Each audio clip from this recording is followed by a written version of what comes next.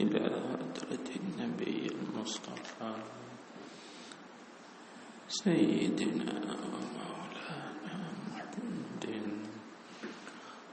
صلى الله عليه وسلم وعلى آله وأصحابه الكرام وإلى أرواح مشايخنا ووالدينا ولأموات المسلمين والمسلمات والمؤمنين والمؤمنات في مشارق الأرض ومغاربها.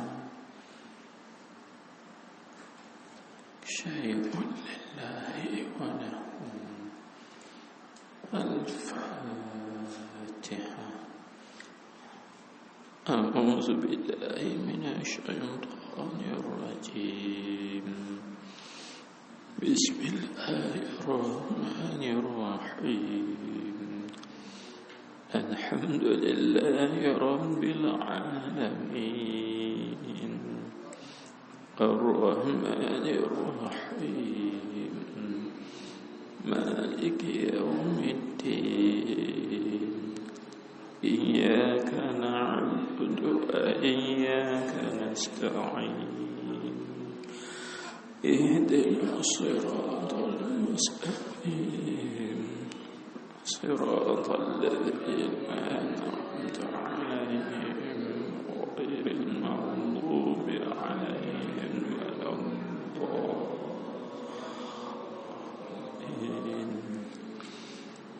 آمين.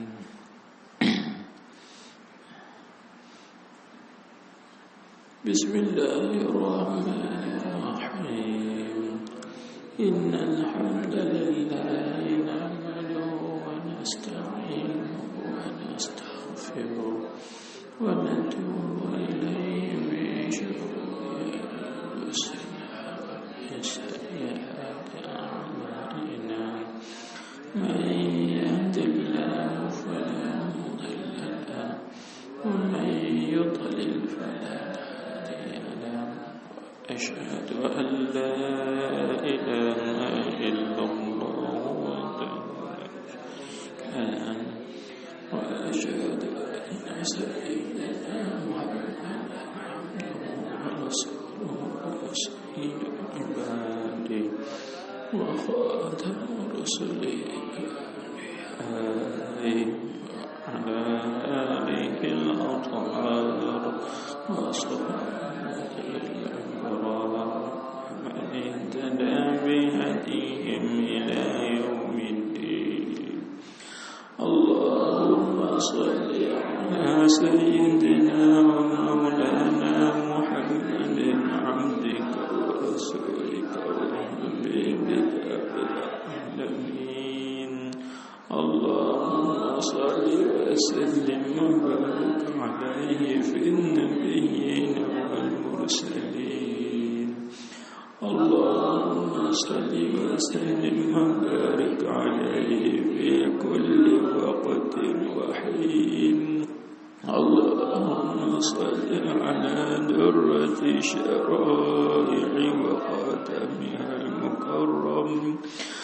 اللهم صل على جوهر الحقائق وإمامها المعظم. اللهم صل على النور الأفقم.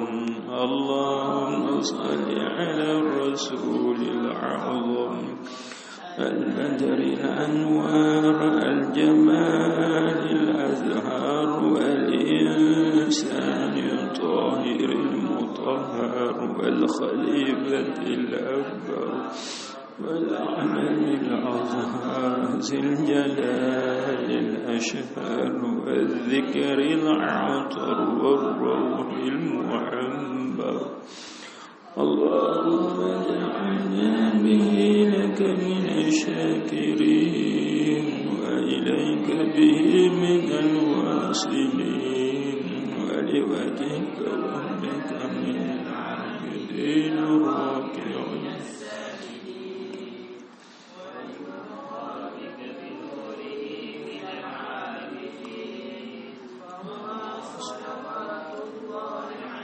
نور نور الأنوار ومعرفة قليلا والأسرار وارزقنا الاستقامة عليك ولا مستوى الله علينا مالك فكل شيء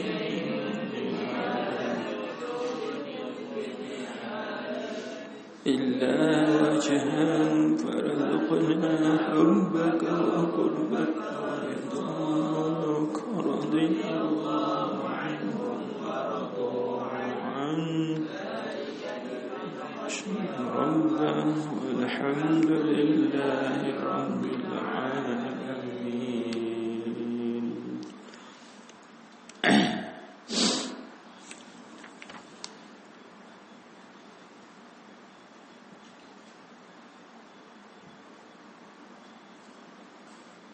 بسم الله الرحمن الرحيم.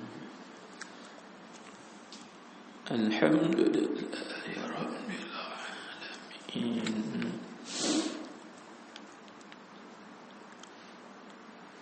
والصلاة والسلام على أشرف الأنبياء والمرسلين سيدنا ومولانا محمد الفاتح الأمين وعلى آله وصحبه أجمعين. اللهم صل على سيدنا محمد الفاتح لما أغلق والخاتم لما سبق ناصر الحق بالحق والهادي إلى صراطك المستقيم وعلى آله وصحبه حق قدره ومقداره العظيم في كل لمحة ونفس عدد ما وسعه علم الله العظيم. اللهم بجاه الفاتح لما أغلق افتح لنا بها من كل باب خير فتحته على سيدنا رسول الله صلى الله عليه وسلم وبجاه الخاتم لما سبق يختم لنا بها بخاتمة الناجين الراجين الذين قيل لهم يا عبادي الذين أسرفوا على أنفسهم لا تقنطوا من رحمة الله إن الله يغفر الذنوب جميعا إنه هو الغفور الرحيم. وبجاه ناصر الحق بالحق انصرنا بها على جميع أعدائنا في الظاهر والباطن الذي قيل له أتتخذنا هزوا نصر الذي قيل له أتتخذنا هزوا قال أعوذ بالله أن أكون من الجاهلين. وبجاه الهادي إلى صراطك المستقيم اهدنا بها صراط الذين أنعمت عليهم من النبيين والصديقين والشهداء والصالحين وحسن أولئك رفيقا ذلك الفضل من الله وكفى بالله عظيما وكفى بالله عليما. اللهم افتح لنا أبواب فضلك واشرح علينا خزائن رحمتك برحمتك يا أرحم الراحمين وبجاه سيد الأنبياء والمرسلين. أما بعد، فقال المؤلف حفظه الله تعالى ونفعنا به وبعلومه وبركاته في الدارين آمين ya Rabbal Alamin. Maka hukum dan surah Rasulullah sallallahu alaihi wasallam itu hukum Allah Ta'ala dan suruhnya suruh Allah Ta'ala. Baik. Jadi dalam menguraikan pengertian al-iktifa billah, yaitu terpada dengan Allah, yakni dengan tadbir atau aturan Allah Subhanahu wa ta'ala. Itu maksud al-iktifa billah, ay bi tadbirillah wa ikhtiyarihi, yakni dengan tadbir, yakni aturan Allah, dan ikhtiar Allah, yakni pilihan Allah Subhanahu wa ta'ala. Baik. Jadi kita datangkan di sini 3 ayat. Ayat yang pertama yaitu fala wa rabbika la yu'minuna hatta yuhakkimuka fima shajara bainahum ila akhiril ayat. Ini bincang yang itu. Jadi dalam ayat itu yaitu Allah Subhanahu wa ta'ala menyatakan hakikat iman, yakni iman yang sebenar-benarnya itu yaitu hendaklah kita ini menjadikan Rasulullah sallallahu alaihi wasallam itu sebagai hakim yang menghukumkan. Kan disebut yuhakimuka dengan makna yaj'alunaka hakiman, sehingga menjadi mereka itu akan dikau wahai Muhammad menjadi akan hakim yang menghukum. Tengok. Jadi apa maksud di sini? Batil disebut ini, maka hukum dan suruh Rasulullah sallallahu alaihi wasallam itu hukum Allah Ta'ala dan suruhnya suruh Allah. Gitu kan. Jadi apa yang dihukumkan oleh Rasulullah itu adalah hukum Allah. Apa yang diperintahkan oleh Rasulullah sallallahu alaihi wasallam kepada kita umatnya ini itu adalah merupakan perintah Allah. Itu. Nah, baik. Jadi manakah ayat-ayat yang lain untuk menguatkan perkataan ini? Banyak ayat-ayat dalam Al-Quran. Dan contohnya seperti ayat yang berbunyi man yuti'ir rasul faqad ata'a Allah.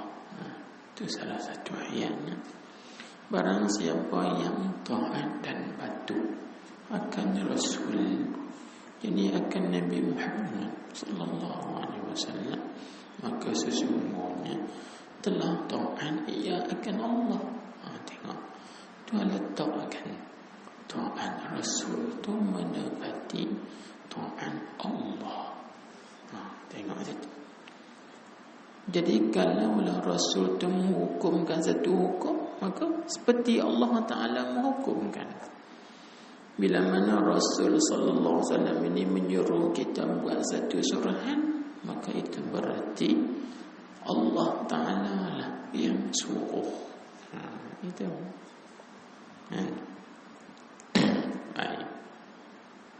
Lagi ayat-ayat yang lain, antaranya ialah Allah Subhanahu wa Ta'ala berfirman, "Wa ma ataakumur rasulu fakhuzuhu wa ma nahakum anhu fantahu." Kita tak ingat surah apa tu. Buka dalam Mu'jam Al-Mufris lah. Cari tengok ayat tu. Jadi Tuhan kata, dan apa yang membawa datang akan kamu oleh Rasul, maka ambillah oleh kamu akan dia. Dan apa yang melarang akan kamu oleh Rasul, maka tinggalkan olehmu akan dia. Itu Allah Ta'ala bercakap.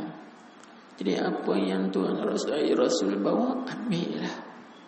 Jadi kerana dia bawa tu, dia bawa kan daripada mana? Dia bawa, ambil, datang daripada Allah. Apa yang Rasul tegah, tinggalkanlah, jauhkanlah. Kerana apa yang ditegur itu yang ditegur oleh Allah Subhanahu wa Ta'ala. Kan? Itu. Baik.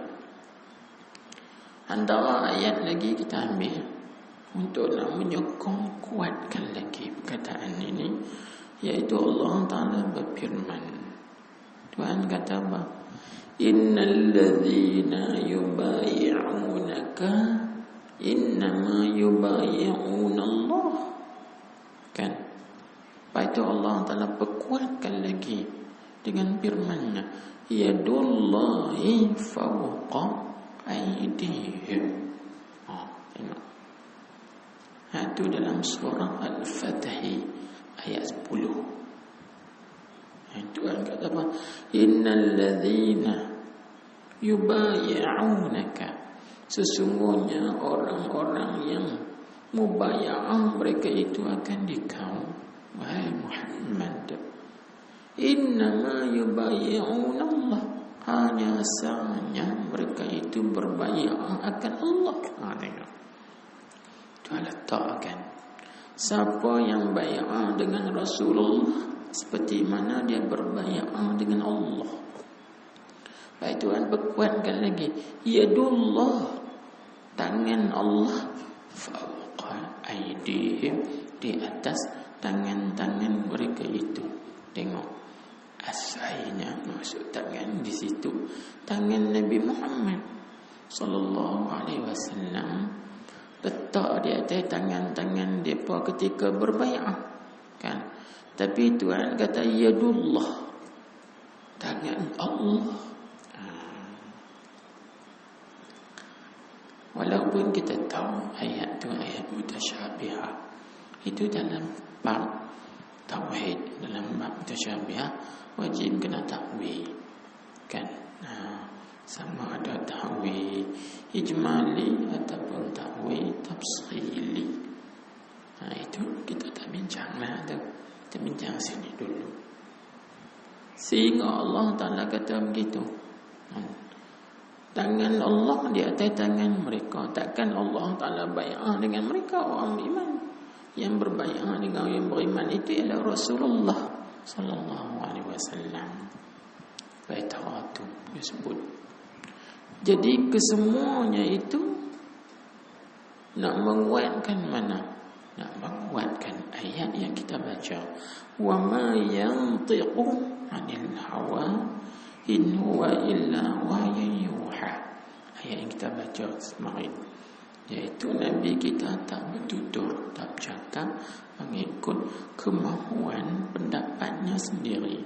Apa yang Nabi kita cakap itu adalah wahyu yang diwahyukan kepadanya. Habis cukup. Jadi maka terbit kataan ini, maka hukum dan suruh Rasulullah sallallahu alaihi wasallam itu hukum Allah Ta'ala, suruhnya suruh Allah, dan qadanya qada Rasulullah itu qada Allah Ta'ala.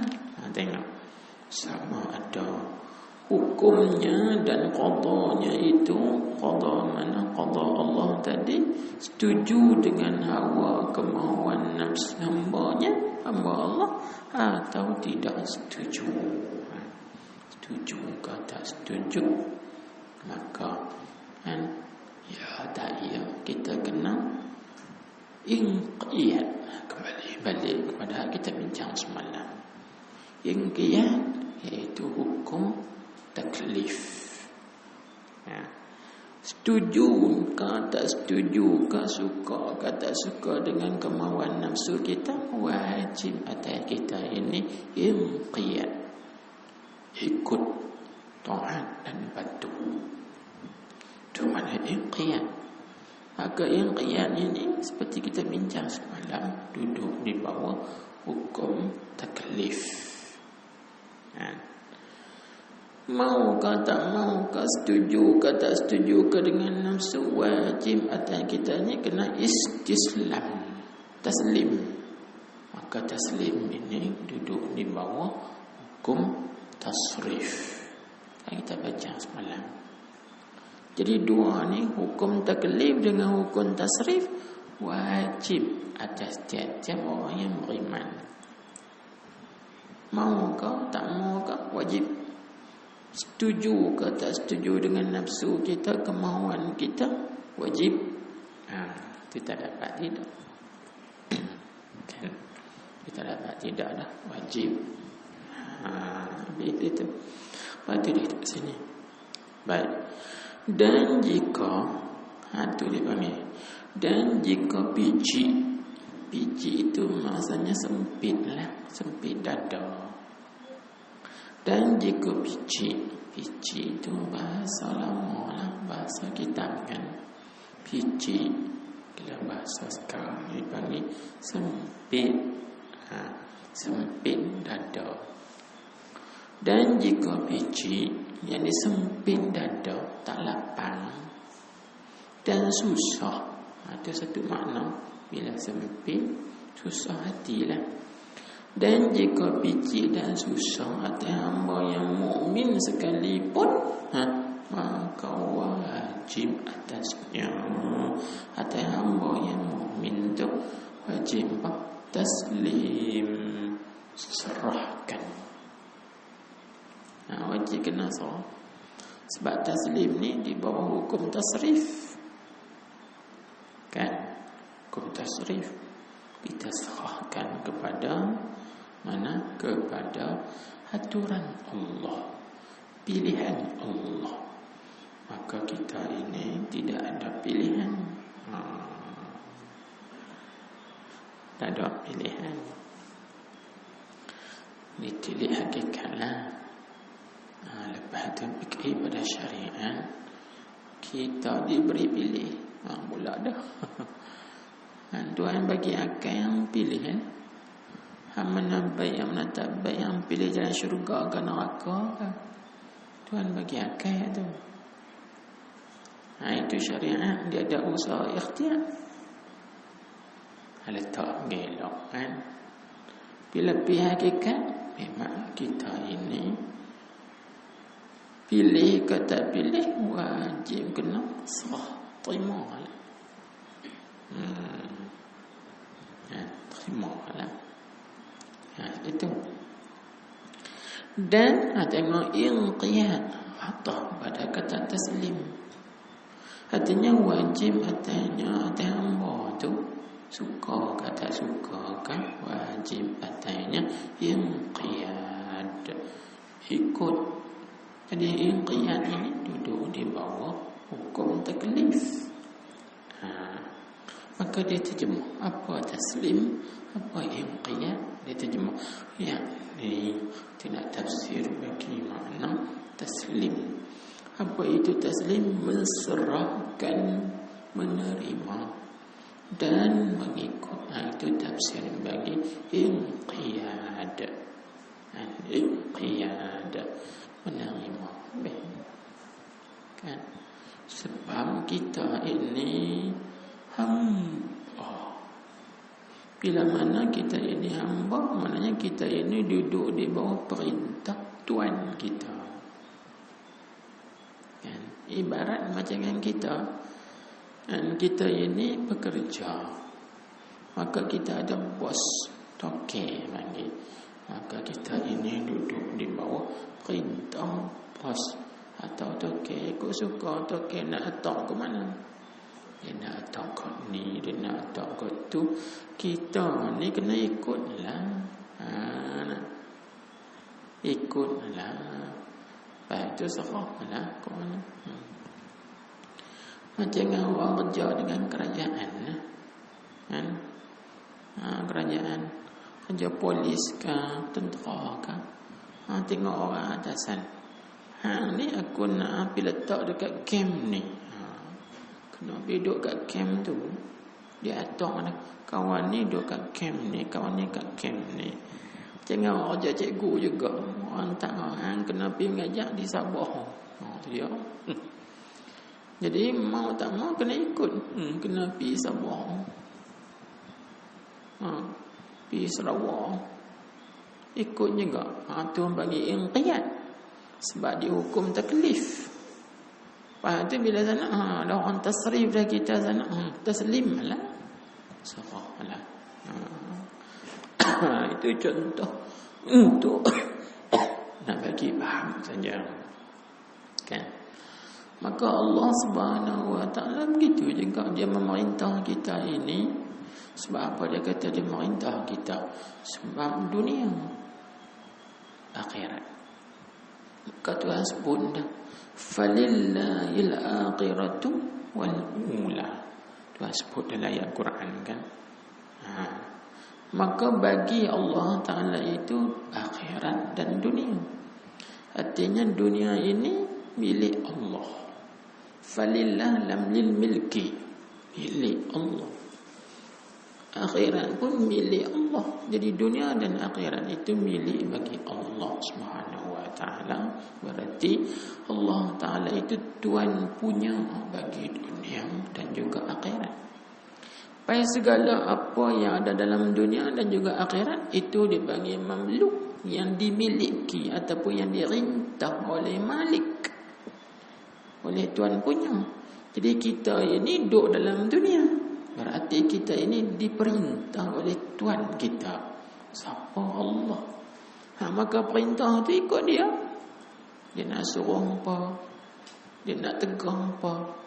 Sebab tu ulama kata, bila kata apa makna hamba, hamba ni maksudnya orang yang duduk di bawah rintah Tuhan. Rintah tu dua, sama ada rintah dengan suruh buat, atau rintah dengan meninggalkan, jangan buat. Itu makna hamba. Jadi kita ni hamba Allah, artinya kita duduk di bawah rintah Allah. Maka rintah tu dipanggil apa? Hukum taklif. Dipanggil juga hukum tasrif. Dua tu tak lepas. Jadi mau ke tak mau ke kita ni, suka tak suka, kena terima. Itu yang disebut tadi. Sukakah kita dengan apa yang dirintahkan tadi, diperintahkan tadi, diatur susunkan tadi? Kita suka ke tak suka? Ya tak ya, kena terima. Sebab kita duduk di bawah rintah dia. Gitu. Jadi kesemua ini dia perlu kepada apa? Supaya datang redha dalam diri kita, dia perlu kepada faham. Faham apa? Faham Tuhan kita. Itulah ibarat al-fahmu anillah. Al-fahmu anillah. Itu ibarat daripada faham Allah. Maka faham ni hasil daripada mana? Daripada makrifat, daripada kenal. Kita tidak boleh memahami seorang tu kalau kita tak kenal seorang tu. Bila kita kenal dia, baru kita faham dia. Oh, aku faham dah perangai dia. Sebab kita kenal dia. Mula kita tak faham lagi perangai dia. Dia ni perangai apa lagu ni? Sat okey, sat tak okey. Aku tak faham. Pasal kita tak faham. Pasal kita tak kenal lagi. Tapi bila kita duk berkawan dengan dia, berkawan-kawan lama-lama, oh aku kenal dah. Bila kenal kita faham. Kita faham lah. Dia ni ada penyakit. Penyakit apa? Tekor dia rajin-rajin, dia segan tu seorang. Itu kita kenal. Dia ada syekh dia. Syekh dia rajin sungguh. Syekh dia segan, tak usah duk ajar tak mana pun. Dia segan tu. Jadi bila kita kenal tak apa, aku faham lah perangai dia. Dia macam tu. Kita dengan Allah Subhanahu Wa Taala ni untuk nak dapat sifat redha, maka tak dapat tidak mesti kita kena faham Allah. Nak faham Allah tu mesti kita kena kenal Allah. Itu. Baik. Habis sentuh. Kemudian dia membincangkan pula tilik kepada asbab. Tilik kepada asbab pula. Apakah sebab dan punca hati orang beriman ni dia berasa sempit dada dia, jiwa dia tak lapang, tak luas, sehingga dia tidak dapat menerima aturan Allah atau pilihan Allah Subhanahu Wa Taala. Kalau dia terima pun, tapi dia terima bukan 100%. Dia ada juga dia tu. Maksudnya ada kritik sikit lah. Apa ni? Dia boleh terima juga, tapi dia tak terima 100%. Apa sebab? Tengok dia kata. Ada pun jadi sempit. Jadi ada pun ni kita panggil apa? Kita panggil jawab bagi soal yang ditakdirkan. Kalau orang ngaji Arab dia panggil apa? Jawabun an soalin muqaddar. Kalau kita ngaji kita Arab dia panggil jawabun an soalin muqaddar, ataupun juga dipanggil jawabun amma yuqal. Tu kalau kita jumpa dalam kitab Arab dia sebut tu jawabun amma yuqal ataupun jawabun an su'alin muqaddarin. Itu maksudnya orang panggil seolah-olah orang buat pertanyaan tapi orang tak tanya. Gitu. Orang tak tanya tuan kitab, tapi tuan kitab tu dia seolah-olah dia buat pertanyaan. Kalau orang tanya kita macam ni, apa sebab dan apa punca hati orang beriman ni jadi sempit dan pici, tidak dapat menerima takdir Allah? Maka jawab dia ada pun. Ini jawab. Faham tak? Itu kaedah dipanggil jawabun amma yuqal ataupun jawabun an su'alin muqaddar. Baik. Jadi dia pun jawablah ada pun jadi sempit dan susah hati mukmin itu. Pasal orang beriman tadi jiwanya jadi sempit. Jiwa sempit ni kita panggil apa? Dia serabut. Hati dia jadi serabut, hatinya jadi keluh kesah. Tak boleh nak terima, tak boleh nak redha ketentuan Allah, takdir Allah, pilihan Allah. Tak boleh nak terima. Itu maksud sempit hati tu. Kan? Hatinya tak luas. Hatinya tak luas. Puncanya maka iaitu jadi sempit tu dia panggil sebelum datang nur iman memenuhi hatinya. Itu jadi sempit lah. Cahaya iman tu tak masuk lagi dalam hatinya. Jadi di situ dapatlah kita faham bahawa hati seorang itu akan menjadi lapang, luas, tenang apabila cahaya iman sudah masuk dalam hati dia. Maka kefahaman ini muafakat dengan hadis Nabi sallallahu alaihi wasallam. Dalam satu hadis Nabi kita bersabda, "An-nuru iza dakhala al-qalba infataha wa insyaraha." Kan? Wa pasaha. Nabi kata cahaya itu apabila masuk ke dalam hati, maka hati jadi terbuka, infataha wa insyaraha. Hati itu akan jadi lapang. Wa pasaha, jadi tenang. Tengok Nabi sebut dalam hadis, kan? Apabila cahaya itu masuk dalam hati, maka hati jadi terbuka, luas,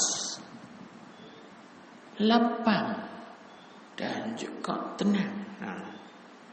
Luas dipanggil, terbuka, lapang dan luas. Impataha, terbuka. Wa insyaraha, maksudnya lapang. Wan pasaha, luas. Luas. Nabi sebutkan dalam hadis. Jadi bila terbuka tak sempit lah. Itu. Begitu juga bila lapang tak sempit. Begitu juga apabila luas tak sempit lah. Jangan kita sebut amboi dewan tu luas, lapang. Tengok dewan terbuka, lapang. Kita sebut buat rumah terbuka, rumah dia terbuka, luas, lapang, elok, ruang banyak. Ada. Macam tu juga hati kita. Hati kita apabila datang cahaya iman, cahaya Islam, cahaya ihsan, cahaya yakin, cahaya semua cahaya ma'rifatullah. Datang cahaya ma'rifat kepada Allah, ketika itu hati kita jadi luas. Lepas tu dia kata sini, maka apabila sudah penuh nur iman di dalam hati, hati mukmin, hati orang beriman tadi ni, bila penuh cahaya iman, maka tiadalah sempit dan susah ia hatinya, hati mukmin, ketika datang hukum Allah Ta'ala dan qadanya, qada Allah atasnya, datang atasnya, yakni atas mukmin. Bila datang ketentuan Tuhan, takdir Tuhan ke atas dia, maka dia dapat menerima dengan sepenuh hati, sebab hatinya sudah lapang. Jangan kita lah, kan? Bila orang nak tegur kita, kita kata tak apa, sila tegur, saya terima dengan lapang dada. Kan kita sebut, kan? Kita sebut, tak apa nak tegur saya, tegurlah, tak apa, saya terima dengan lapang dada. Terbuka. Dengan sifat terbuka. Kan? Orang panggil open mind. Orang putih panggil nak? Open mind. Buka. Kalau Arab dia panggil berfikir maftuh. Fikir maftuh. Orang putih panggil open mind. Sikap terbuka. Sila nak bagi tekuran, nak bagi cadangan, nak bagi apa-apa, saya terbuka, saya sikap terbuka. Bila terbuka tu kita terima belaka. Tapi bila sikap kita tertutup, fikiran kita tak terbuka, tertutup, orang abang lagu ni tak boleh, kita seorang yang betul, orang lain semua tak betul, tu jenis tak terbuka. Faham tak? Itu contoh. Ini pun begitu. Bila hati kita sudah terbuka, lapang dan luas, dengan dipenuhi dengan cahaya iman, makrifat dan sebagainya, bila datang qada Allah, ketentuan Allah, ni macam dengan COVID ni, kita terima dengan lapang dada. Kita dapat menerima dengan lapang dada. Tak ada rasa sempit apa pun, tak ada rasa susah apa pun, tak ada rasa gitu gini. Sebab apa? Hati kita itu sudah dipenuhi dengan cahaya. Itu kan? Baik. Sebab itu dia kata sini, dan menserahkan ia mukmin tu, bila dia dapat menerima Dia serah pada Allah dan redha ia mukmin pada hukumnya hukum Allah dan qadanya qada Allah. Bila cahaya itu sudah memenuhi, kan, bila cahaya itu sudah memenuhi, kan, dada atau jiwa orang mukmin tadi ni, kan, baik. Kalau gitu kita ambil kesimpulan. Apa yang kita dapat faham di sini? Tajuk dengan al-iktifa billah, terpada dengan Allah, yakni dengan takdir, ketentuan atau pilihan Allah. Tuhan takdir kita gini, Tuhan atok kita macam ni, Tuhan pilih kat kita macam ni. Kita cukup dah dengan pilihan Tuhan. Nak dapat macam tu kan tak dapat, tidak. Mesti hati kita ini, kan, ada cahaya. Cahaya apa? Cahaya iman, nurul iman,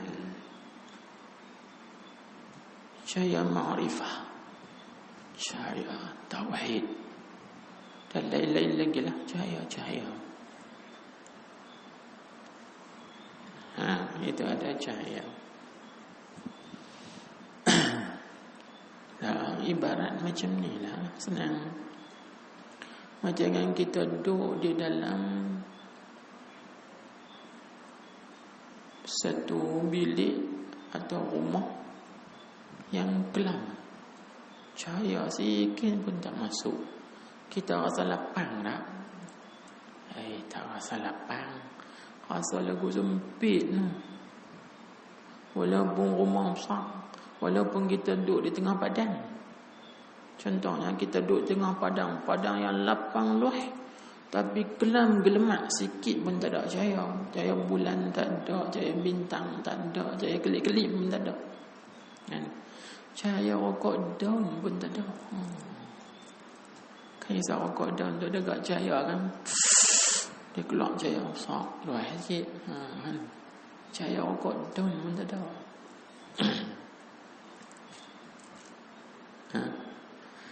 Tambah cahaya wiz. Apa? Wait. Lagi tak ada tu keluar asap. Lagi kelepu. Lagi tak ada. Kita rasa kena. Walaupun tempat tu luas, jangan kita duduk di tengah padang, cahaya bulan tak ada, cahaya bintang tak ada, cahaya kelip-kelip pun tak ada sikit cahaya. Padang yang luas tadi ni kita jadi rasa sempit, picik dipanggil, susah. Tiba-tiba muncul cahaya Allah, rasa kena lapang. Rasa lapang. Macam tu juga kita duduk dalam kubur. Dalam kubur tu gelap. Sebab tu tiap-tiap hari kubur bercakap, ana baitu zulmah, aku ni rumah kegelapan. Tiap-tiap hari kubur duk bercakap. Ana baitu zulma, ana baitul dudah, ana baitul wahsyah, ana baitul wahdah. 4 kalimah ni kubur bercakap. Aku rumah kegelapan, aku rumah kesunyian, aku rumah ulat yang dipenuhi dengan ulat, kan? Aku rumah keliaran, liar hati, gelap. Kan, sebab tu kita kena cari amalan, buat amalan yang boleh menerangi kubur kita, supaya kita duduk dalam kubur tu kita tak takut, tak picik, tak sempit, tak susah. Kan? Salah satu amalannya, jangan tinggalkan surah Al-Mulk tiap malam. Bacalah surah Tabarak tu. Salah satu lagi amalan yang diijazahkan oleh Sayyid Muhammad Alawi Al-Maliki, iaitu tahlil khusus. 4 kali, tiap-tiap kali lepas sembahyang 5 waktu. Jangan tinggalkan. La ilaha illallah Muhammadur Rasulullah fi kulli lamhatin wa nafasin adada ma wasi'ahu ilmullah. Kelebihannya, kita mati husnul khatimah, masuk dalam kubur. Kubur kita bercahaya. Dalam kubur kita juga jasad kita tak reput. Amal jangan tinggalkan. 4 kali itu tahlil khusus yang diajar oleh Rasulullah sallallahu alaihi wasallam. Jangan tinggal itu. Tiap-tiap kali lepas sembahyang 5 waktu, 4 kali. La ilaha illallah Muhammadur Rasulullah fi kulli lamhatin wa nafasin adada ma wasi'ahu ilmullah. Kan? Baik. Jadi nak cerita sempit tadi tu lah. Bila datang cahaya, kita rasa lapang luai. Apa tu? Ni pun begitulah. Hati kita, jiwa kita rasa sempit dan susah. Kan? Nak menerima takdir qadar Allah, aturan Allah, ketetapan Allah. Apabila cahaya tidak ada, cahaya iman tak ada, cahaya ma'rifat tak ada, cahaya tauhid tak ada. Tapi bila ada cahaya itu, insya-Allah kita terima dengan lapang dada. Bagaimana takdir Allah Subhanahu wa taala, terimalah. Itu kan. Baik.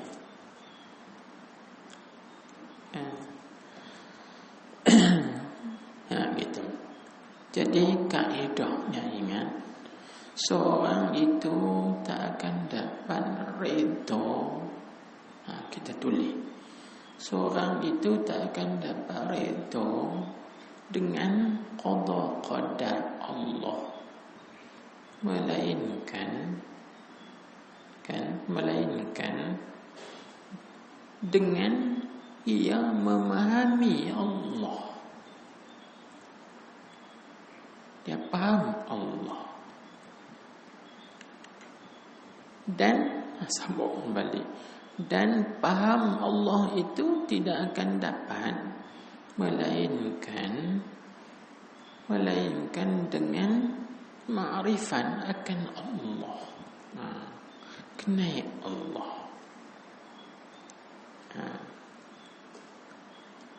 Tulis lagi. Dan seorang itu tak akan dapat ma'rifat akan Allah melainkan dengan ada cahaya. Itu step by step dia ada, kan? Dan cahaya tidak akan diperolehi melainkan dengan mendekatkan diri kepada Allah. Dan mendekatkan diri kepada Allah tidak akan berhasil, yakni tak dapat melainkan dengan inayah, yakni pertolongan Allah. Jadi kesemuanya ini merujuk kepada satu, ya, la haula wala quwwata illa billah, ay bi'aunillah. Tidak ada daya, tidak ada kekuatan melainkan dengan Allah, yakni dengan pertolongan Allah. Habis itu. Itu saja. Dia punya step-step dia tu. Kataan ini bukan kataan kita. Kita nukilkan daripada perkataan Syekh Ibnu Athaillah dalam kitabnya At-Tanwir bi Isqatit Tadbir. Dia kata gini, teks Arab dia. Wala yakunu ridha billah illa ma'al fahmi, wala yakunu al-fahmu illa ma'al ma'rifah. Wala takunul ma'rifah illa ma'an nur. Wala yakunun nur illa ma'ad dunuwi. Wala yakunud dunuwu illa ma'al inayah. Itu perkataan dia. Jadi kita ringkaskan bagi mudah faham.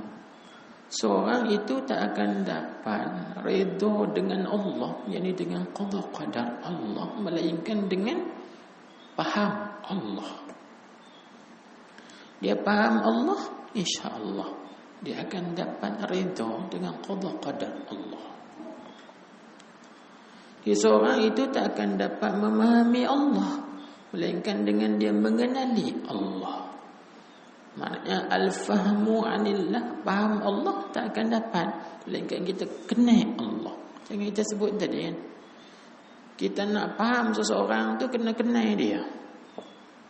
Maka kita tak boleh fahami seorang, aku tak faham dah dengan dia. Nak faham tu kemana? Hang tak kenal perangai dia. Kalau hang kenal perangai dia, hang faham dia. Itu. Ini pun begitu juga. Kan? Macam yang kita berkawan, aku berkawan dengan dia ni 3-4 tahun dah, tapi aku tak faham lah dengan dia ni. Kita jawab, itu hang nak faham ke mana? Hang tak kenal betul-betul kenal dia. Cuba hang kenal dia betul-betul, hang faham dia. Bila faham, tak apa dah, boleh terima. Boleh terima. Ini pun begitu. Kita ini tak faham Allah pasal kita tak kenal Allah betul-betul. Kalau kita kenal betul-betul, insya-Allah kita dapat memahami Allah. Bila kita faham Allah, kita dapat redha dengan takdir, qada qadar dan ketentuan dia, ketetapan dia. Begitu juga tadi. Ma'rifah kenal itu tak akan berhasil melainkan dengan ada cahaya. Cahaya apa? Cahaya iman, cahaya keyakinan. Kita kenal. Cahaya tidak akan dapat melainkan kita kena dekat dengan Tuhan, dekat dengan Allah, baru kita akan dapat cahaya.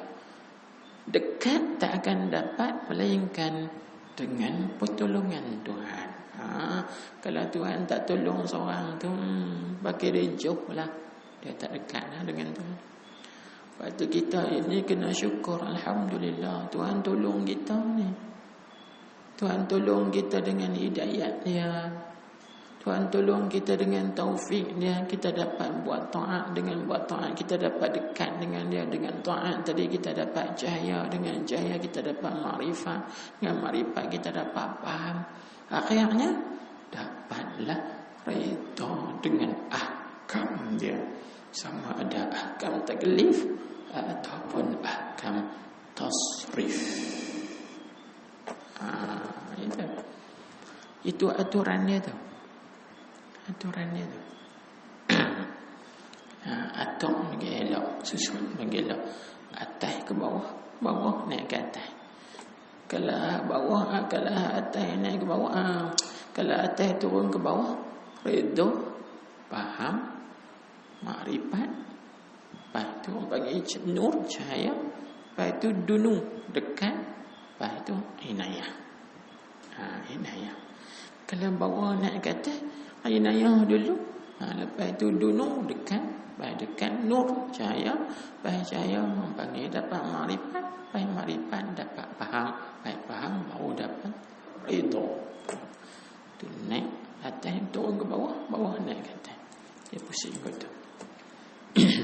Kan maksud teman-teman. Ikut dia tertib dia, susunan dia tu. Kalau daripada bawah naik ke atas dia panggil taraqi. Tariq atas sabil taraqi. Kalau dari atas turun ke bawah dia panggil tadalli. Tadalli. Atau juga dipanggil tanazzul. Tanazzul. Tadalli atau tanazzul, atas turun ke bawah. Itu faham, makrifat, cahaya, dekat, inayah. Itu atas turun ke bawah. Kalau ke bawah naik ke atas dia panggil taraqi. Dapat inayah dulu, lepas tu dapat dekat, lepas tu dapat cahaya. Lepas cahaya dapat makrifat, makrifat dapat faham, daripada faham barulah akan hasil redha. Bila kita faham Allah, aku redha, terimalah. Di situ dia panggil hukum, terima hukum tasrif. Itu. Baik.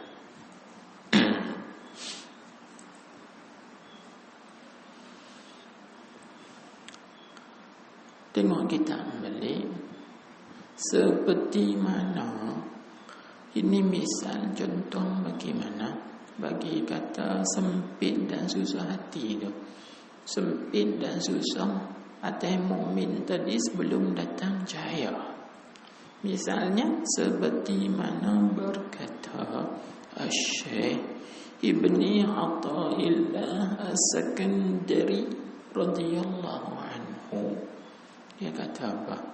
Wa innama tadhiqun nufusu li fuqdanil anwari wa wujudil aghyari fa'anhu yakunul haraju wa wadhiqu wal mu'minuna wal mu'minu lilam pada kata wal mu'minu tu mana alil kamal dengan mana al mu'minun an imanan kamilan.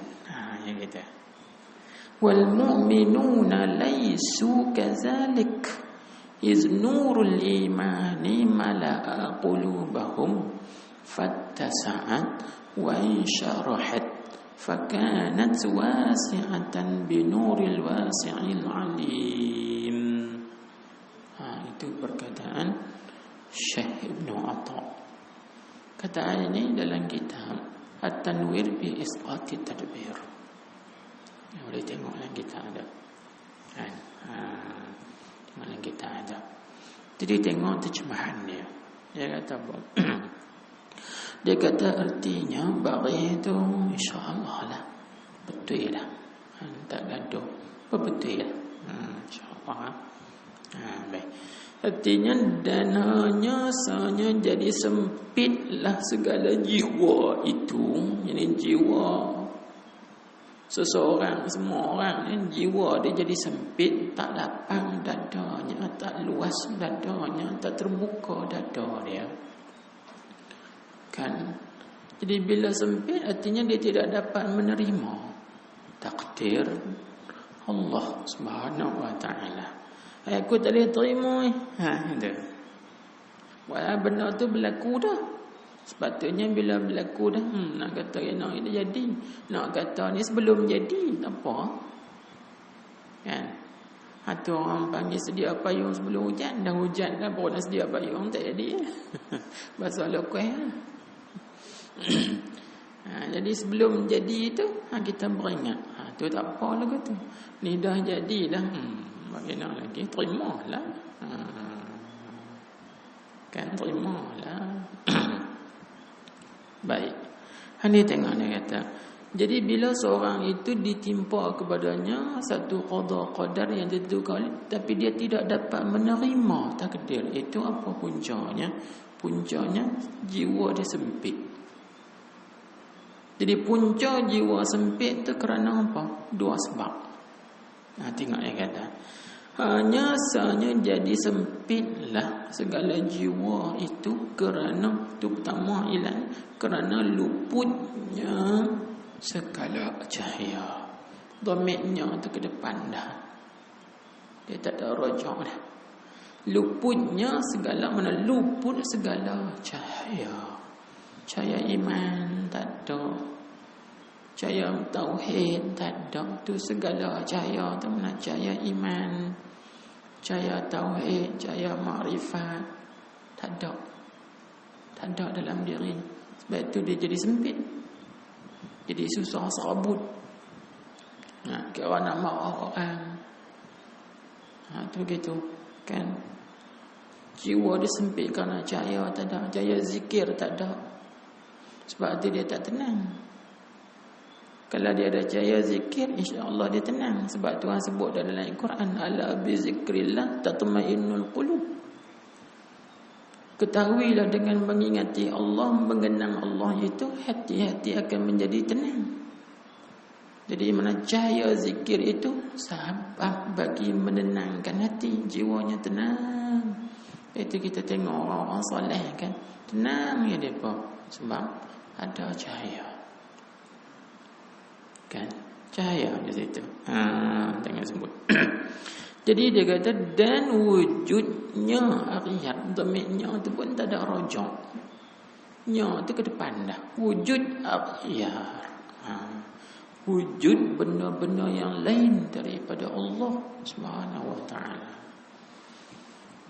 Duk fikir serabut tu, fikir banyak benda. Fikir hak tu, fikir hak ni, fikir begitu, takut lagi orang kata apalah, takut gitu gini gitu. Fikir banyak benda, itu yang menyebab hati dia sempit. Nak fikir apa tu bukan kita gaduh fikir, semua duduk perintah Tuhan dah. Itu. Serah kat Tuhan lah. Duduk perintah Tuhan dah, fikir apa. Ni duk fikir kucing tak makan lagi lah. Fikir apa kat kucing? Kucing tu Tuhan jamin dah rezeki dia. Duk fikir ya itik aku tak jamu lagi. Fikir apa tu? Itu yang menyebabkan hati kita jadi sempit. Ayam tak makan lagi, itik lemuk bau tak keluar kandang lagi. Mumpun ayam tak jamu lagi. Hak tu yang menyebabkan. Itu dipanggil aghyar. Benda-benda yang lain daripada Allah Subhanahu wa taala. Jadi bila ada aghyar, macam mana benda lain nak masuk dalam hati kita? Tak boleh. Benda ni yang merosakkan hati kita ni. Kan? Benda ni yang merosakkan hati kita ni. Sikit dah sedap. Contohnya macam orang kata kat kita. Kita simpan kata-kata orang tu dalam hati kita. Sebenarnya simpan kata-kata tu yang merosakkan hati kita tu. Cuba bila orang kata kat kita, kita tak simpan apa orang kata. InsyaAllah hati kita sihat. Ni masalahnya kita dah simpan. Kalau 10 kali orang kata, kita simpan 10 benda. Kalau 100 kali orang kata, kita simpan 100. Hak tu dah rasa hati. Tu dah rasa kita, tu terpanggil aghyar. Kan? Maka perkara ini, aghyar ini, inilah yang disuruh kita keluarkan. Kalau kita nak dapat ketenangan. Seperti mana Allah Subhanahu wa taala mewahyukan kepada Nabi Allah Daud alaihi salam. Tuhan kata dekat Nabi Daud, ya Daud, farigh li baitan li askuna fihi. Hei Daud, kosongkan untuk aku sebuah rumah supaya aku dapat mendiami dalam rumah tu. Nabi Daud tanya Tuhan, kaifa ya Rabbi? Bagaimana wahai Tuhanku, aku nak kosongkan? Allah Ta'ala ilham pada Nabi Daud, farriq qalbaka minal aghyar. Kosongkan hati hang tu daripada aghyar. Jangan bagi ada benda yang lain. Bagi ada aku ya. InsyaAllah kau tenang. Batu kita kata gini, kita ni hilang benda lain tak apa, hilang pangkat tak apa, hilang reta tak apa, hilang jawatan tak apa. Jangan kita hilang Allah ya. Kalau kita hilang Allah, kita hilang segala-galanya. Tapi kalau kita ada Allah, kita ada segala-galanya. InsyaAllah. Tak takut Kita kalau ada Allah dalam hati kita, kita ada segala-galanya. Tapi kalau dalam hati kita tak ada Allah, walaupun kita banyak harta, sebenarnya kita tak ada harta tu. Faham tak? Di situ. Tu. Situ buang-buang aghyar tu, benda-benda yang lain tu. Baru dipenuhkan hati kita dengan rahsia-rahsia dan asrar. Dalam kitab Hikam Syekh Ibn Atta' dia sebut, farriq qalbaka minal aghyar yamla'hu bil ma'arifi wal asrar. Kosongkan hatimu wahai murid daripada mana? Aghyar. Pasti Allah Ta'ala penuhkan hati engkau itu dengan asrar, makrifat dan rahsia-rahsia. Bila makrifat penuh, cahaya makrifat penuh, rahsia-rahsia ketuhanan penuh, lapang dak dada kita. Lapang, luah dak, luah, terbuka dak, terbuka. Sebab cahaya itu sudah memasuki. Di punca hati kita jadi sempit. Kan serabut itu kerana tidak ada cahaya, dan kerana yang kedua iaitu kerana ada aghyar. Dua sebab ni lah. Sebab yang pertama li fuqdanil anwar, sebab yang kedua wujudul aghyar. Sebab begitu. Maka kata dia tengok sebut, maka daripadanya, yakni daripada luput segala cahaya dan wujud aghyar tu, tanda situ, maka daripada sini dengan mana? Kerananya.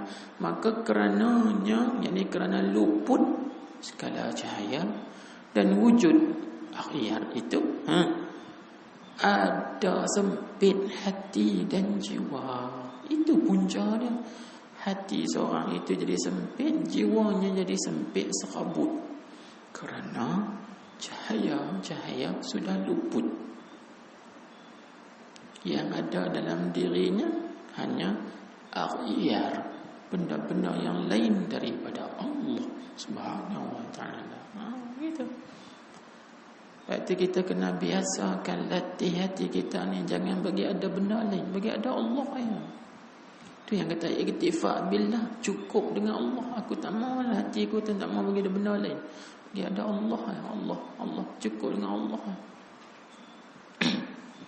Al-iktifak billah, cukup dengan Allah, terpada dengan Allah Subhanahu wa ta'ala saja, jangan bagi ada benda yang lain. Jadi nak dapat benda tu, boleh mengaji kitab ni tak? Ni maklumat.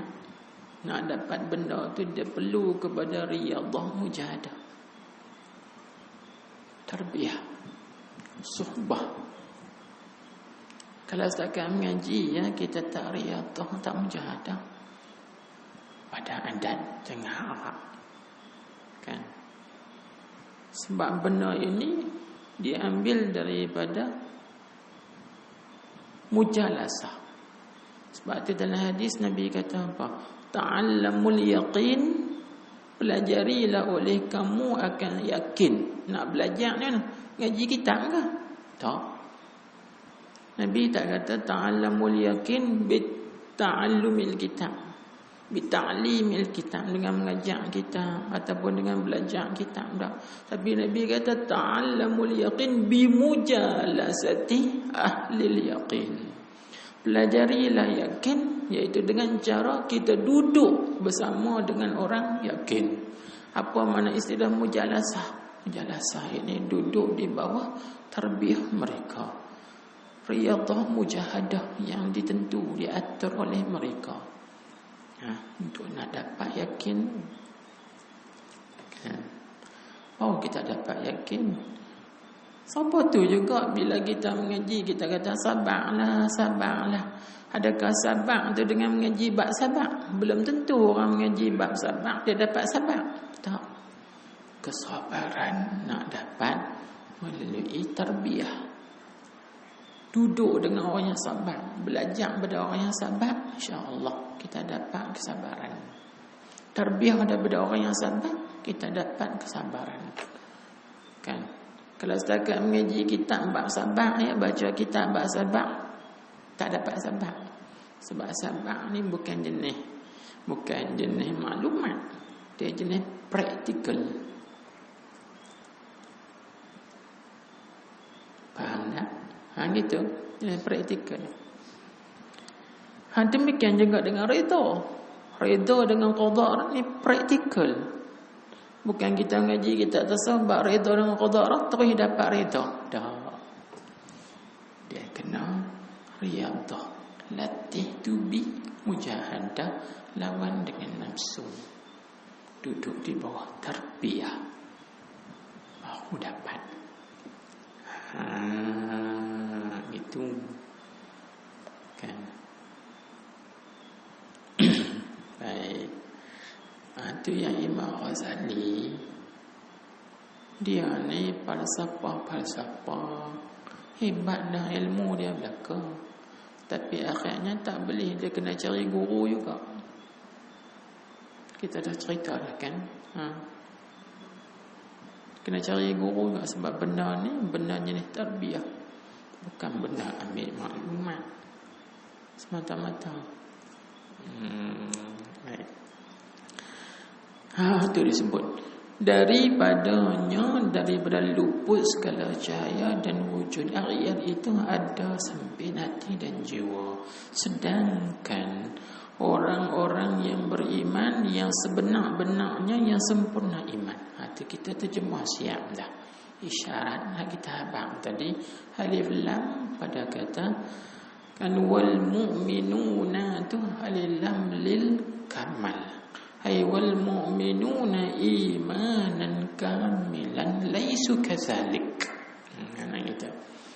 Jadi sedangkan orang-orang yang beriman, yang sebenar-benarnya, yang sempurna imannya, tidak seperti itu. Apa maksud tidak seperti itu? Yakni tidak sempit hati dan jiwa. Seperti itu tu tanda kata sempit hati dan jiwa. Orang mukmin yang sebenarnya, yang sempurna iman, jiwa dia tak sempit, hatinya tak sempit, bahkan hatinya lapang, terbuka, luas. Itu orang mukmin yang sempurna iman. Sebab apa terbuka, luas, lapang? Kerana hati mereka dipenuhi dengan anwar, kan? Cahaya-cahaya yang banyak. Cahaya Islam, cahaya iman, cahaya ihsan, cahaya makrifat, cahaya tauhid, cahaya yakin, cahaya redha, cahaya banyak lagi cahaya-cahaya. Banyak. Nur ala nur, cahaya di atas cahaya. Allah. Tengok. Pasal apa yang kata hati mereka itu tak sempit? Kerana kerana cahaya iman itu telah memenuhi ia cahaya iman akan segala hati mereka itu. Bila hati mereka itu dipenuhi dengan cahaya, maka jadi luas dan lapanglah ia hati mereka itu. Maka adalah hati-hati mereka itu luas dengan cahaya Tuhan yang wasi' lagi yang alim. Tu. Jadi sebab itu bila hati penuh cahaya, kita dapat menerima dengan tenang, lapang, terbuka, terima segala ketentuan Allah, takdir Allah. Inilah namanya al-iktifa billah. Terpada cukuplah dengan Allah. Baik. Tak berapa nak nampak lagi dan ke mana. Maka kita kena buat contoh, misal bagi nampak. Contohnya seperti ini.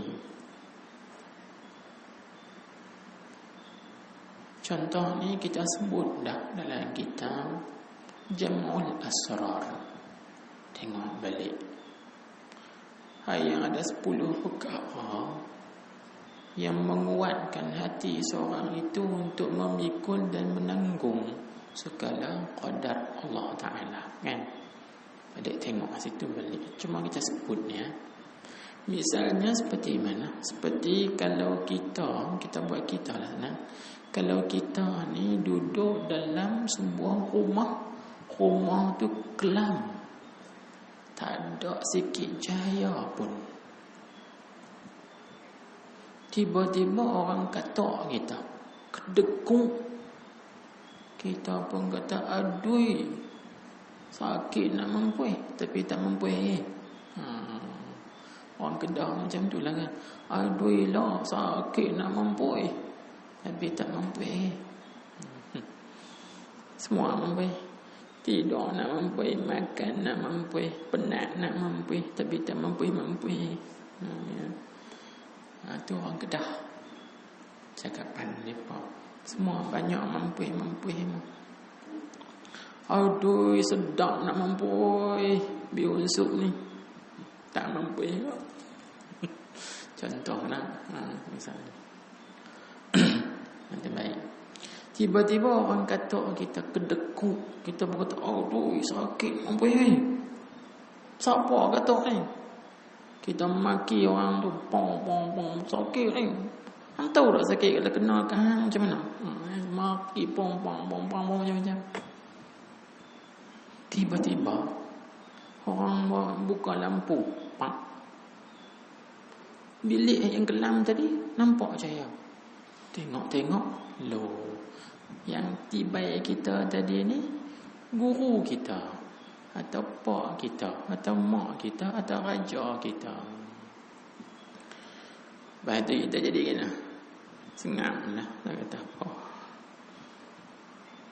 Dalam hati memang nasib baiklah yang kata ni tu guruku. Kalau bukan tu guruku, balik-balik. Yang tu. Nasib baiklah yang kata ni mak aku, pak aku. Kalau orang lain pasal lembek. Yang tu. Sebab yang kata aku ni raja aku. Kalau bukan raja aku, siap. Jadi kita dapat menerima takdir kita ditibai dikata tadi ni kerana apa? Kerana kita kenal orang yang kata tu. Yang kata tu guru kita. Kita kenal ni tu guru aku. Yang kata kita tadi ni mak kita atau pak kita kenal. Yang kata tadi, dia raja aku. Jadi kita tak kata apa. Faham tak bandingan? Maka seperti itulah seorang hamba bila ditimpa musibah, bala, dan dia tahu yang mendatangkan bala itu siapa? Allah. Maka dia terima redha. Macam tu perumpamaan. Sebab dia kenal bala ni memang bukan daripada manusia, tapi memang hakikatnya semua dari Allah. Bila dari Allah, tahulah Allah. Terimalah. Ini aturan Allah. Ini ketentuan ketetapan Allah Subhanahu wa ta'ala. Sebab tu Syekh Ibnu Athaillah dia sebut dalam 10 perkara tu disebut apa? Wa innama yuqawwihim ala hamlil aqdar wurudul anwar. Hanya sahaja yang menguatkan mereka itu untuk menanggung segala takdir Allah, iaitu apabila datangnya cahaya-cahaya. Bila datang cahaya iman memenuhi hati kita, cahaya yakin, makrifat, tauhid memenuhi hati, maka kita lapang dada, terimalah, redalah takdir Allah Ta'ala ke atas kita. Itu ya. Jadi yang penting dalam bab ni untuk terpada dengan Allah, kita cari cahaya. Cari cahaya itu. Bagi ada sentiasa dalam diri kita. Dan cahaya ini perlu terang lagi. Jangan bagi kuih malak. Bila kuih malak, kita kuih sempit. Bagi cahaya tu kuih terang. Semakin terang, semakin lapang, semakin terbuka, semakin luas hati kita. Jadi kena jana cahaya. Bagaimana cahaya nak kena jana? Kena cah. Kan? Bateri kalau kurang kena cah. Lagu mana nak cah? Ni ngaji ni cah dah ni. Duduk dalam majlis ni cah dah ni. Tu cara nak cahaya tu. Duduk dalam majlis ilmu, dengar nasihat, beramal, baca Quran, berzikir, salawat, semua tu dipanggil amalan-amalan yang mengecaskan cahaya-cahaya kita. Walaupun dah ada, tapi kita bagi terang lagi. Jangan bagi malam dan jangan bagi padam langsung. Bila padam langsung, teruk. Faham tak? Itu perumpamaan bandingan dia. Habis. Jadi itulah maksud al-iktifa billah. bahawa kita dapat ni, cukuplah dengan Allah. Cukuplah dengan Allah, terpadalah dengan Allah, yakni dengan aturan Allah, pilihan Allah. Jadi bila cukup dengan Allah, kita angkatkan semua hajat kita kepada Dia. Tak usah doakan kepada yang lain daripada Dia, sebab cukup dengan Tuhan saja. Allahu Akbar.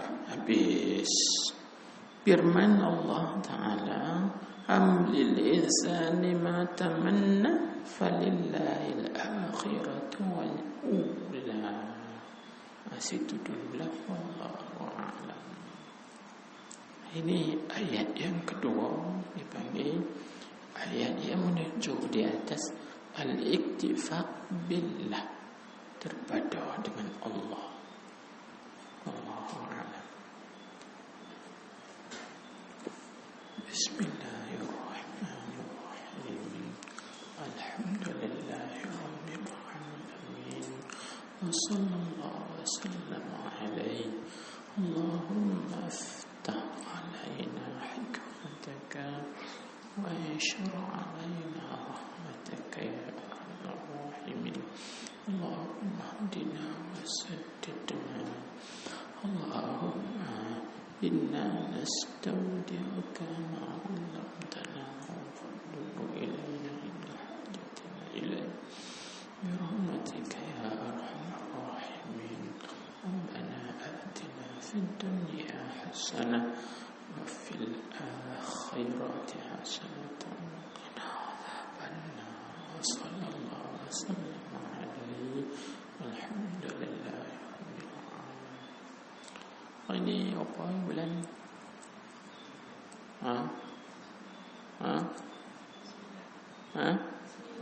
Sembilan hari bulan apa? 6. Berapa Syawal?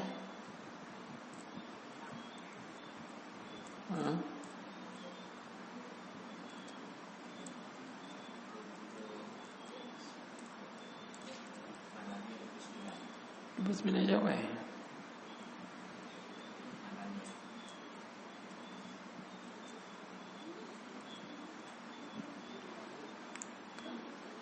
Sembilan minggu ni minggu kedua.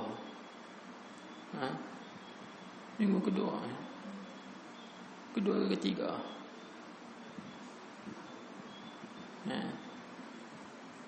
Tak ingat. Inilah bagi kesan PKP.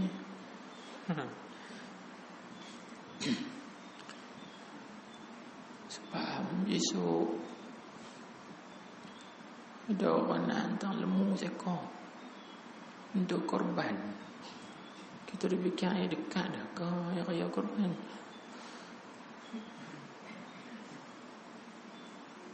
Baru bulan Syawal kan?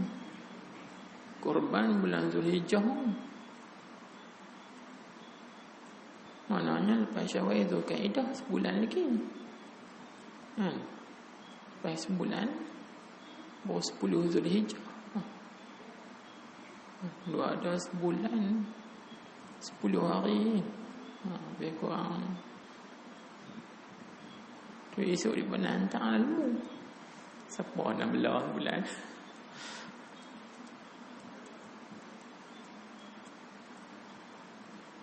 Adik kena siap tali. Dia buat suruh siap tali. Siap tali seorang. Kalau tak ada tali, pergi cari tali. Pada main petang esok. Kita kata apa hantar awal sangat. Kalau hantar awal Zulhijjah tak apa juga. Nak belah 10 hari. Ni sebulan lebih lah. Sekok. Tak apa. Kita terima lah. Lepas itu nampak gayanya kuliah kita pun kena start juga. Tunggu PKP ni bila tak tahu kan? Tapi kita tak buka untuk ramai lah. Kita buat online macam ni. Ada 3-4 orang kita dalam Jadi malam esok kita ni tak baca hikam.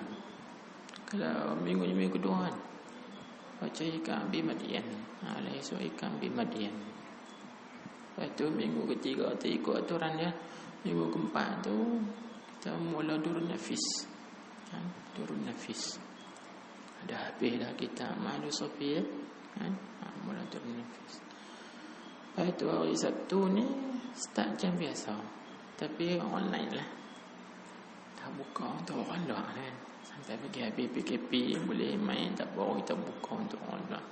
Kalau tak buat macam tu, pakai tak berjalan lah. Kena buat juga. Jadi pengajian tu masuk dalam grup kita teriak. Mana-mana yang boleh tengok. InsyaAllah. Besok kita ikan Nabi Madian.